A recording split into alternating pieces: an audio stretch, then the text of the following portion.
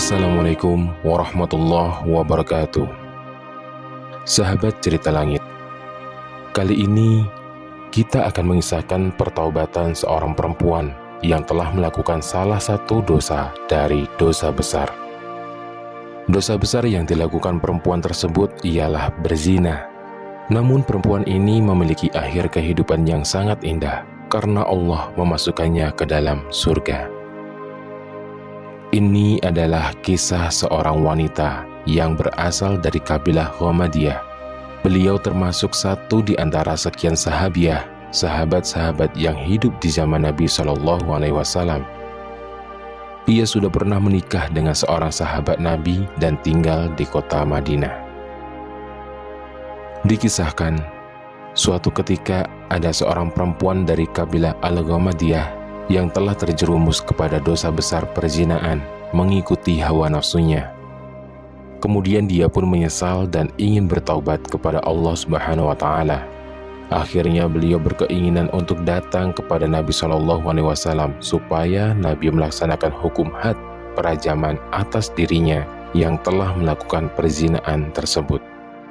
Datanglah ia menemui Rasulullah yang ketika itu sedang berada di Masjid Nabawi. Berkatalah ia kepada Rasulullah, "Ya Rasulullah, aku telah berzina. Rajamlah aku, bersihkan diriku." Mendengar pernyataan wanita tersebut, Nabi SAW tiba-tiba berubah wajahnya. Sampai-sampai wajah baginda Nabi memerah. Dan Rasulullah SAW berusaha untuk memalingkan wajahnya ke sebelah kanan. Seolah-olah Rasulullah tidak mau mendengar pengakuan wanita ini. Nabi SAW pun menyuruhnya pulang. Akan tetapi wanita ini bukan wanita biasa. Ia wanita beriman. Wanita yang di dalam hatinya sudah terhujam kuat akan ketakwaannya kepada Allah Subhanahu wa Ta'ala. Sehingga wanita tersebut terus mengulang-ulang dan mengatakan, "Aku sudah berzina ya Rasul, bersihkanlah aku." Akan tetapi Nabi SAW tetap memerintahkan wanita ini untuk pulang. Namun wanita yang ingin bertaubat ini tetap tidak mau pulang dan terus menyatakan penyesalannya. Hingga ia berkata, "Ya Rasulullah, aku telah hamil karena perzinaan ini. Bersihkanlah diriku." Ketika mendengar wanita ini hamil, maka Nabi SAW memiliki alasan untuk menyuruh wanita ini pulang dan mengatakan, "Sebaiknya kau pulang sampai kau melahirkan anakmu." Dan wanita ini pun akhirnya pulang. Inilah sisi kerahmatan serta kelembutan hati yang dimiliki oleh Rasulullah SAW. Rasulullah lebih mengutamakan jalur pertaubatan untuk menebus dosa dibandingkan harus memilih jalur penjatuhan hukum had. Sebenarnya, jika wanita ini tidak kembali untuk menghadap Nabi SAW setelah melahirkan bayinya, niscaya Rasulullah tidak akan merajamnya. Karena sejatinya pengakuan perempuan dari kabilah Ghamadiyah itu serta permohonannya untuk menebus dosanya dengan pelaksanaan eksekusi had kepadanya sudah cukup membuktikan kesungguh-sungguhan dirinya untuk bertaubat.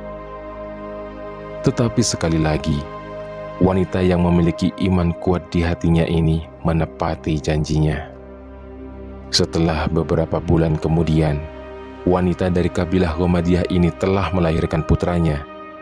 Maka ketika betul-betul ia sudah melahirkan, dibawalah bayi itu dalam gendongannya menghadap Nabi SAW untuk memenuhi hukuman atas perzinaan yang telah ia lakukan.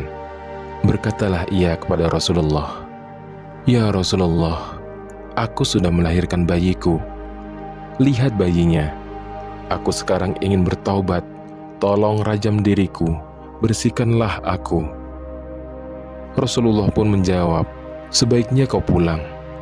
Besarkanlah bayimu. Jika engkau dirajam, kemudian siapa yang akan merawat bayimu? Siapa yang akan menyusuinya? Pulanglah, susui dulu bayimu selama 2 tahun sempurna." Lagi-lagi, kelembutan hati Nabi SAW terlihat dalam jawaban beliau. Rasulullah memberikan kesempatan kedua untuk bertaubat kepada wanita ini tanpa harus dirajam. Lihatlah bagaimana indahnya kelembutan hati Nabi SAW. Setelah 2 tahun berlalu, wanita ini pun menyelesaikan masa menyusui anaknya dengan sempurna, dan bayinya pun sudah bisa makan roti. Maka dia kembali datang menghadap Nabi SAW. Wanita itu datang menemui Rasulullah bersama putranya. Kemudian wanita ini mengatakan, "Ya Rasulullah, lihat bayi ini. Bayi ini sudah kususui dengan sempurna. Bahkan ia kini sudah bisa makan. Artinya, aku sudah bisa engkau rajam untuk membersihkan dosa-dosaku." Sungguh luar biasa keteguhan hati wanita tersebut. Karena keteguhan hati wanita ini, akhirnya Rasulullah SAW memenuhi permintaannya.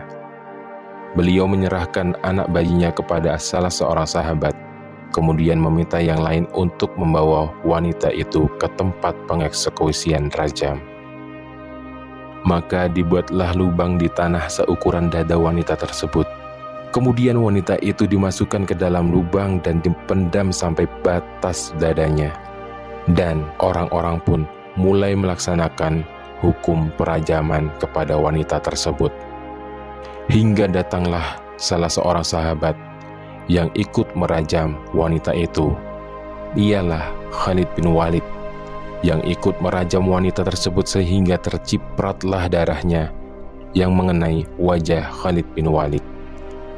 Sehingga Khalid pun mencela perempuan itu.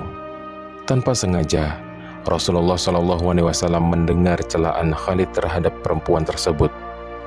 Kemudian Rasulullah menegur Khalid dengan keras, "Jaga ucapanmu, wahai Khalid. Demi Allah, ia telah benar-benar bertaubat, yang dengan taubatnya, jika seorang yang banyak mengambil hak-hak kaum muslimin dengan jalan yang tidak halal bertaubat, seperti taubatnya, niscaya dosanya diampuni Allah Subhanahu wa Ta'ala." Betapa hebatnya keteguhan hati wanita ini. Kesungguhan hati wanita tersebut untuk bertaubat kepada Allah Subhanahu wa Ta'ala sungguh luar biasa. Hingga Rasulullah SAW pun mengatakan hal demikian.